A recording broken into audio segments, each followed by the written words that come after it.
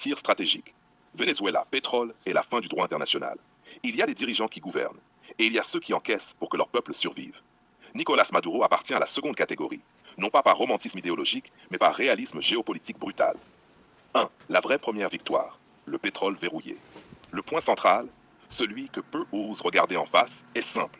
Le Venezuela a sécurisé son pétrole. En signant des accords énergétiques de long terme avec la Russie et la Chine sur 20 ans, Maduro a fait ce que tout dirigeant rationnel ferait face à un empire hostile. Il a sorti la ressource stratégique des mains américaines. Le pétrole vénézuélien n'est plus une proie immédiate. Il est contractualisé, protégé par des intérêts majeurs, adossé à deux puissances capables de dissuasion politique, économique et militaire. C'est la première victoire réelle, silencieuse, mais décisive. 2. L'arrestation, la mort du droit international. L'arrestation de Maduro, ou la tentative de le traiter comme un criminel international, n'est pas un acte de justice. C'est une violation frontale du droit international. Les États-Unis n'ont pas créé un précédent juridique. Ils ont créé un nouveau droit, la loi du plus fort. Et quand ce droit s'impose, tout s'effondre. Les conséquences logiques sont terrifiantes. Israël peut annexer Gaza, Israël peut frapper ou annexer l'Iran, la Chine peut annexer Taïwan, la Russie peut prendre toute l'Ukraine, la France pourrait recoloniser une partie de l'Afrique. Pourquoi? Parce que plus aucune règle ne tient. Bienvenue dans la jungle. 3. La mort de l'ONU. L'ONU n'est pas affaiblie, elle est morte politiquement.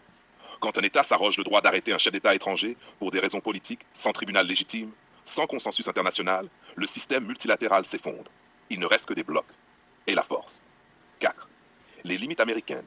Le Venezuela n'est pas contrôlable. Les États-Unis peuvent sanctionner, ils peuvent menacer, ils peuvent isoler, mais ils ne peuvent pas contrôler tout le Venezuela. Pas les moyens, pas la géographie, pas le contexte régional, pas face à la Russie et à la Chine. Une invasion serait un désastre, une occupation impossible, un changement de régime hors de prix. Le martyr comme bouclier stratégique. Et c'est là que Maduro devient martyr, non pas au sens religieux, mais au sens politique froid.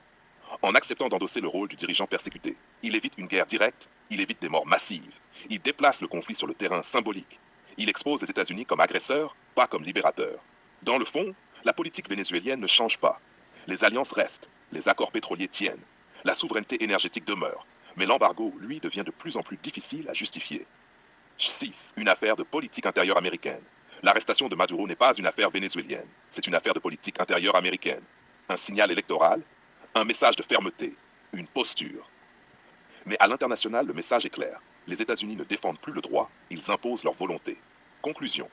Le martyr qui révèle le monde Maduro n'est pas un saint. Il n'est pas parfait. Il n'est pas un mythe. Mais dans cette séquence historique, il devient le révélateur d'un monde qui bascule. Un monde où le droit recule, la force avance, les alliances remplacent les règles.